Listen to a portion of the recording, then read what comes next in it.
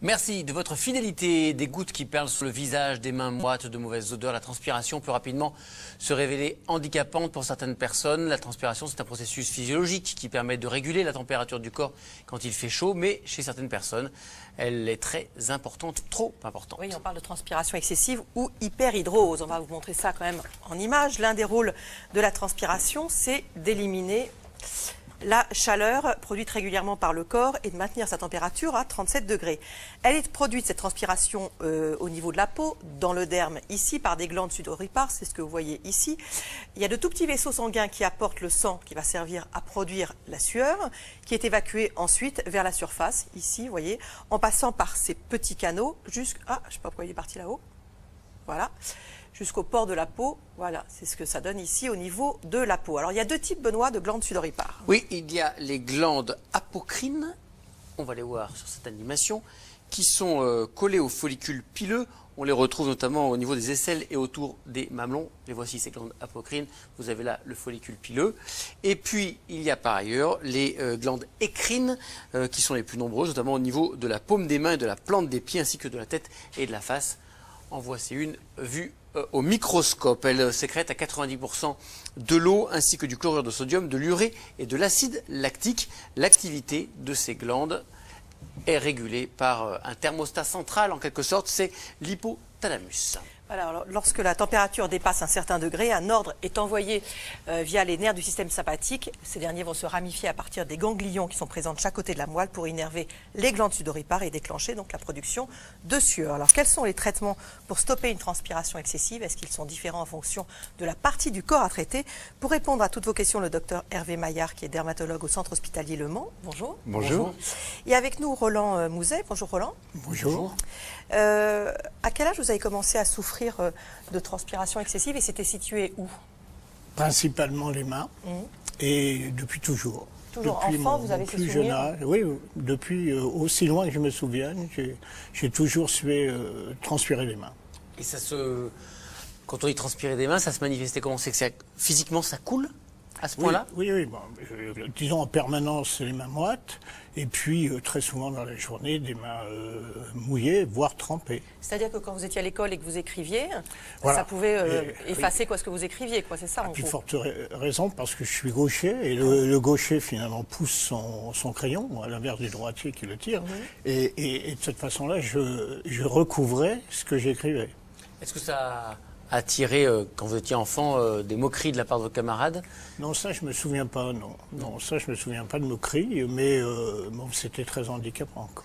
Est-ce que c'est lié, cette transpiration excessive, soit à du stress? Est-ce qu'elle augmente avec le stress? Voilà, Est-ce qu'elle augmente aussi avec la chaleur? Oui, c'est des facteurs aggravants, c'est le stress, les émotions et la chaleur, bien sûr. C'est trois facteurs vraiment aggravants. Chaleur, stress et émotion. Et à partir de quand on a commencé à s'en préoccuper de manière à ce que vous puissiez être traité? Ben, ça ne m'a pas préoccupé quand j'étais jeune. Ensuite, moi, j'ai consulté pas mal, aussi bien adolescent que plus tard. Et là, ce n'était que des traitements à base de pommade. Je crois qu'on a même commencé par du talc. C'était affreux parce que tout ça mélangeait à la sueur, surtout une sueur aussi importante. Et puis après, toutes sortes de pommades qui correspondaient à l'époque, en fonction de ce qui avait été découvert. Et puis aussi des médicaments, c'est-à-dire des bêta-bloquants. On m'a donné des médicaments pour un petit peu traiter le système nerveux. Mais tout ça sans grand succès, en fait. On va revenir sur ces différents traitements. Tout ça sans grand succès. Voilà. Bon. Ça va venir. Si je bois moins d'eau, est-ce que je vais moins transpirer, nous demande-t-on? Eh bien non. C'est pas régulé par l'apport en eau, notre sudation. Par contre, il est évident que lorsqu'on est déshydraté, on a moins de sueur, a fortiori, et on a l'hyperthermie qui arrive. D'ailleurs, le coup de chaleur va faire cette vasodilatation, et si on n'est pas bien hydraté, on va avoir du mal à réguler cela. Donc la déshydratation majeure l'hyperthermie, mais notre sudation en clair, elle n'est pas liée à l'apport d'eau, elle est liée simplement au volume plasmatique qu'il y a chez nous, dans le corps. On nous demande si c'est lié à un problème de santé. Alors, il faut faire un diagnostic effectivement dans l'hyperhidrose. Là, ce qu'on parlait tout à l'heure, c'était l'hyperhidrose primaire, localisée, classique, qui apparaît au jeune âge. Il y a quand même des hyperhidroses qui peuvent révéler des pathologies. Alors, il y a des pathologies générales, une infection, la tuberculose, ça tout le monde le sait. Et d'ailleurs, on va suer la nuit, ce qui n'est pas normal. Et c'est ça qui nous permettra de voir si c'est pathologique. Et puis, il y a aussi des pathologies neurologiques, des tumeurs cérébrales, des tumeurs de la moelle épinière qui peuvent générer une hyperhidrose qui sera là particulière parce qu'elle sera par exemple un hémicorps, que d'un côté d'un corps on va pouvoir suer.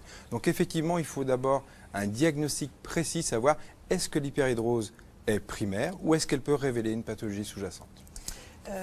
Oui, j'ai encore une question là-dessus. Est-ce que dans ce cas-là, quand elle est primaire, elle apparaît comme monsieur dès l'enfance ou est-ce que parfois ça peut apparaître une vraie primaire plus tard dans la vie? Alors en général c'est dans l'adolescence, mais on a des expressions un petit peu tardives, mais en général avant 30 ans on a cette hyperhidrose primaire. Alors on ne sait pas quel âge a Hector, il nous dit je transpire beaucoup des aisselles depuis 3 ans, la ionophorèse est-elle efficace et remboursée? Alors avant que vous nous répondiez, on va voir quelques images de ionophorèse, donc une technique qui utilise l'électricité pour réduire la transpiration excessive. Là, en l'occurrence, c'est pour les mains.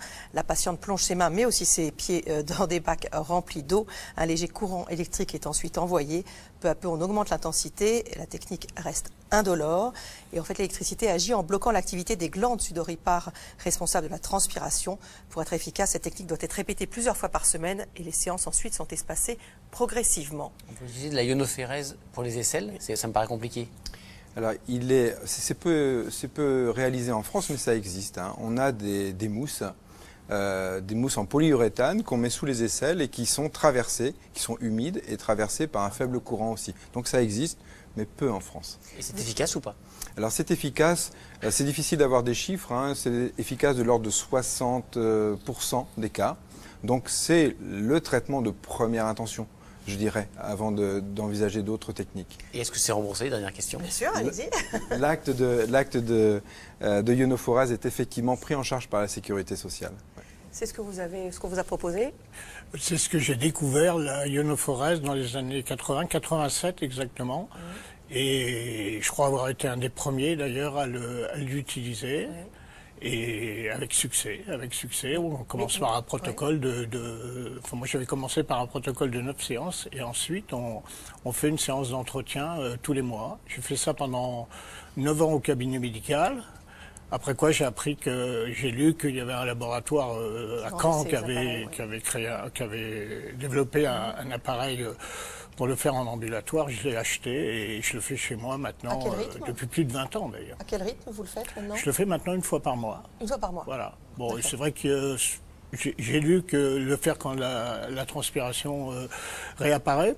Mais moi, je n'attends pas, je le fais toujours. De manière régulière, voilà, comme ça vous êtes tranquille. J'ai un agenda, je marque la date où je l'ai fait et je ne dépasse jamais le mois suivant cette date. Est-ce qu'il y a un risque à le faire trop souvent? On n'a aucune donnée de risque par rapport à cela. On peut faire autant de fois qu'on veut. Il y a plutôt quelques contre-indications, hein, qui sont le port de pacemaker, par exemple. Mais le rythme, on se donne des guidelines, c'est un petit peu on borne un peu les choses, mais on ne sait pas ce que ça fait si on fait 3 fois par semaine pendant 20 ans. Vous avez déjà laissé passer la date où vous auriez dû le faire? Oui, et il s'est passé quoi? Oui, j'étais contraint parce que j'ai eu il y a 10 ans un accident de ski et je n'ai pas pu le faire pendant 6 mois. Et il s'est passé quoi? Et ça a recommencé vraiment comme avant. C'est vraiment une hyper-transpiration. Et chaque séance que vous faites dure combien de temps? 2 fois 10 minutes. Moi, je fais que les mains. Oui. Donc, c'est 2 fois 10 minutes. D'accord. Il y a Valérie qui aimerait savoir si on peut faire de la ionophorèse au niveau du périnée. En cas de transpiration excessive, évidemment. Donc là, du coup, il n'y a aucun mécanisme qui nous permet de le faire. Autant pour les aisselles, il existe des choses, mais rien n'a été mis. Il n'y a pas de mousse des plis inguinaux, pas de mousse périnéale, non. On va parler de la toxine botulique peut-être. Oui, quand les antitranspirants et la ionophorèse sont inefficaces, le dermatologue peut proposer aux patients des injections de toxine botulique, un traitement utilisé pour les aisselles, mais aussi pour les mains et les pieds. Delphine Renaud, Maxime Soulard et Isabelle Gastewois ont rencontré Clémence, qui souffre d'hyperhidrose. J'ai toujours eu des problèmes de transpiration, même petite. Le fait d'écrire à l'école, sur les cahiers, sur les feuilles, il fallait mettre un buvard par exemple. Et au fur et à mesure, ça devenait de plus en plus gênant. Au niveau social, le fait de donner une poignée de main, avoir en permanence un mouchoir, parce que voilà, c'est gênant. Bonjour madame. Pour arrêter cette transpiration excessive, Clémence a tenté plusieurs traitements, mais sans succès. La solution, elle la découvre il y a 13 ans, lorsque son dermatologue lui propose des injections de toxines botuliques dans les mains. La dernière fois, ça s'est bien passé? Oui, très bien. On avait fait juste sous protoxyde d'azote. Voilà. Il y avait eu des douleurs? Non. Le protoxyde d'azote, connu aussi sous le nom de gaz hilarant, est un traitement antidouleur qui va permettre à Clémence de mieux supporter les injections. Dans un premier temps, la dermatologue fait un repérage de la zone à traiter. Donc on fait à peu près une injection par centimètre. Il y a une vingtaine, entre 25 et 30 injections par paume. Donc là, on va commencer les injections de toxines botuliques. On utilise la toxine botulique pour bloquer la transmission nerveuse entre le nerf et la glande sudoripare. On fait ça en détruisant la terminaison nerveuse qui va repousser après progressivement. L'effet est suspensif parce que quand le nerf repousse, la transpiration peut reprendre. Rapidement, la dermatologue injecte la toxine botulique sur l'ensemble de la paume, puis sur chaque doigt. Les injections de toxines sont assez superficielles. En fait, on doit injecter dans les couches moyennes de la peau. C'est le derme, puisque notre cible de traitement se situe à ce niveau-là. On n'a pas vraiment de risque à injecter plus profond, c'est juste qu'on sera moins efficace. On approche de la fin. Dans 5% des cas, les patients peuvent ressentir après l'injection une faiblesse musculaire dans le pouce et l'index pendant 1 mois. La douleur, ça a été? Ça va. Oui. C'est surtout le bout des doigts qui est sensible, très sensible. Mais on se dit que supporter ça vaut le coup. C'est pour ça que j'accepte de le faire. D'ici 5 jours, Clémence n'aura plus les mains moites. Les bénéfices durent en moyenne 9 mois, après quoi elle devra revenir pour une nouvelle séance d'injection. Merci. Docteur Mouzet, est-ce qu'on fait une petite anesthésie avant? Alors l'anesthésie, oui. Alors, ce qui marche le mieux comme anesthésie, c'est le bloc tronculaire, en fait, fait par des anesthésistes. Néanmoins, on a peu d'anesthésistes en France, on n'a pas beaucoup de possibilités d'avoir accès à cette technique. Donc tronculaire, ça veut dire qu'on endort le bras. On va endormir un gros tronc nerveux, en fait, pour cela. Donc, dans les milieux médicaux, il est évident qu'on ne peut pas le faire, et on a essayé les pommades EMLA, par exemple, qui ne fonctionnent pas. Donc, c'est la douleur qui est essentielle à prendre en charge pour ces injections-là. Eh bien, nous avons opté pour l'hypnose, qui marche très très bien, et le protoxyde d'azote, comme ce que vous avez vu dans le reportage. Petit gaz. Est-ce qu'il y a des cas où la transpiration excessive peut disparaître, par exemple des adolescents qui auraient à un moment de leur puberté les mains par exemple qui transpirent et puis ensuite devenus adultes ça disparaît? On lit beaucoup que la transpiration diminue, l'hyperhidrose diminue avec l'âge. Il faut quand même attendre l'âge de 60 ans pour voir les choses diminuer. Donc, Et est-ce que il peut arriver que, comme Roland, on fasse de la ionophérèse quelque temps et que tout d'un coup, cette ionophérèse a agi définitivement ou pas? Non. Si, on peut voir des effets un peu définitifs de la ionophorèse. On a essayé d'expliquer cela par la création de petits bouchons cornés lors de ces passages d'électricité. C'est pas très fréquent, mais on a quelques cas quand même. Anne demande si la ménopause peut provoquer une transpiration excessive. Alors la ménopause, oui, peut s'associer à une hyperhidrose. Là, du coup, elle est généralisée. Donc c'est classique dans la ménopause. Elle peut être nocturne, mais elle est essentiellement diurne. Et c'est voilà, les femmes après 50 ans peuvent voir. Mais là, du coup, c'est pas une hyperhidrose locale primaire comme on a vu. Là, c'est une hyperhidrose généralisée. Et là, c'est le traitement hormonal qui peut calmer traitement hormonal et traitement médicamenteux par un anticholinergique qu'on pourra proposer. Elisabeth s'inquiète pour sa petite fille de 7 ans qui transpire beaucoup et qui utilise du coup déjà des déodorants, n'est-ce pas nocif à son âge? Ah, ça c'est la question du siècle. Oui. C'est est-ce que l'hydroxyde d'alumine, en clair, c'est les déodorants à base d'hydroxyde d'alumine, est-ce que ça peut être dangereux pour la santé, surtout si on le commence très tôt? L'HAS a émis des recommandations et a émis son avis dessus. Il y a eu beaucoup d'études. rien n'a été mis en évidence. On disait que ça pouvait donner le cancer du sein. Exactement, mais rien n'a été mis en évidence pour l'HAS sur le lien entre cancer du sein et hydroxyde d'alumine. Donc à cet âge-là, on peut quand même l'utiliser. Je mettrai un petit bémol, l'HAS demande quand même d'utiliser de l'hydroxyde d'alumine, mais le moins dosé possible à cet âge-là. Que faire quand on transpire excessivement des aisselles? On m'a conseillé la pierre d'Alain. Qu'est-ce qu'il faut en penser? Eh bien, la pierre d'Alain, c'est le même principe actif. Pour essayer de faire bio, quoi. C'est ça. Mais il faut faire attention. Dans la pierre d'Alain, beaucoup de choses à pierre d'Alain contiennent du chlorhydrate d'alumine. Donc c'est pas sans alumine. D'accord. Quelle est la différence entre un déodorant et un antitranspirant? Donc le déodorant, par définition, va essayer de cacher les odeurs, alors que l'antitranspirant, lui, va avoir un produit actif pour absorber les ions H+ de H2O. Donc ça va absorber l'eau, tout simplement. Donc là, ça a un réel impact sur la sudation. Ce qu'on appelle déodorant classiquement, c'est souvent des antitranspirants en fait. Oui, il faut faire, quand on achète son déodorant, il faut essayer de regarder, est-ce que c'est simplement du parfum ou est-ce qu'il y a des sels d'aluminium dedans? Un nouveau traitement aussi pour la transpiration des aisselles. Oui, depuis 2 ans, certains dermatologues proposent un nouveau procédé pour mettre fin de manière définitive à la transpiration des aisselles. Pour en savoir plus sur cette nouvelle technique, Delphine Renaud et Alexandre Delaval ont suivi Eva lors d'une séance. Depuis son adolescence, Eva est gênée par sa transpiration. Et au fil des années, elle a dû trouver des astuces. J'ai testé beaucoup de choses, donc déjà tous les antitranspirants un peu abrasifs. Les matières un peu synthétiques, généralement ça fait transpirer, j'évitais aussi. Et quand je voulais mettre justement quelque chose de gris et d'un peu moulant, j'avais une astuce. Et quand j'étais plus jeune, ce que je faisais, je mettais une petite serviette dans le t-shirt. Donc voilà, je le dis à personne, voilà. Aujourd'hui, elle a rendez-vous avec cette dermatologue pour faire le point sur sa transpiration excessive. Et donc les habits ont justement des auréoles qui vont apparaître rapidement dans la matinée. Je dirais que ça peut descendre jusqu'à là, quoi. Ok. Et est-ce que ça vous est arrivé de devoir jeter une veste ou un habit qui était vraiment, qui sentait énormément malgré les lavages, etc. Ouais. Installez-vous. Pour mettre fin à cette gêne, le médecin lui propose une solution définitive grâce à une nouvelle technologie utilisant les micro-ondes. Première étape du soin, la dermatologue définit la forme de ces aisselles. Figurez-vous que chacun a des aisselles différentes, plus ou moins larges, plus ou moins longues. Et du coup, là, on va déterminer avec nos petits schémas devant quelle aisselle on se trouve. Donc on est sur une aisselle de 5 cm de large et 12 cm de long. On pose le décalcomanie avec nos petits repères qu'on a fait tout à l'heure. Et on va venir faire c'est comme un tatouage pour enfants qui va venir me dessiner un schéma de traitement particulier. Le médecin fait un second schéma sur l'aisselle gauche. C'est parfait. Puis, elle injecte un anesthésiant mélangé à de l'eau sous la peau. Un moment douloureux pour Eva.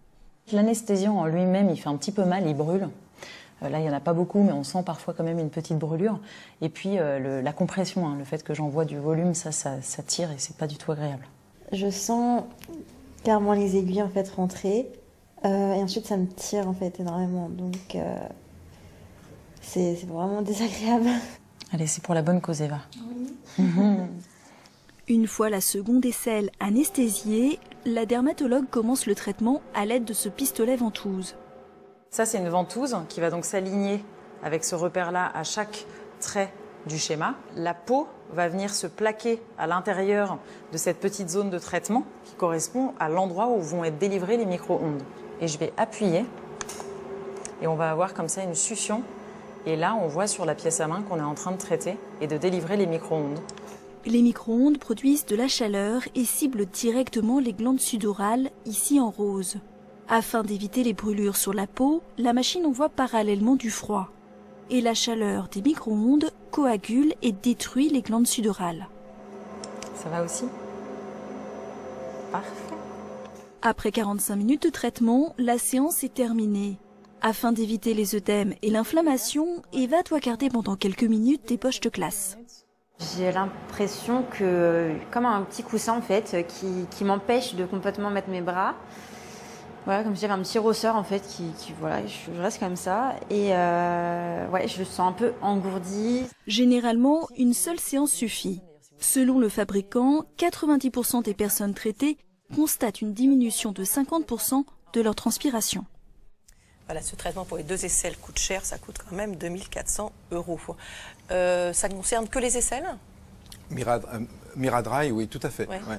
On n'a pas développé ça pour les mains parce qu'en fait, on chauffe le derme avec des possibles accidents quand même. Donc ça existe pour les aisselles seulement. Il y a un risque à ne plus transpirer d'une partie du corps? Est-ce qu'on a un risque Ça se si on déplace du coup transpire... ailleurs? Ah. Oui, ou je sais pas, est-ce que ça peut provoquer autre chose? Est-ce que c'est embêtant de ne plus transpirer des aisselles?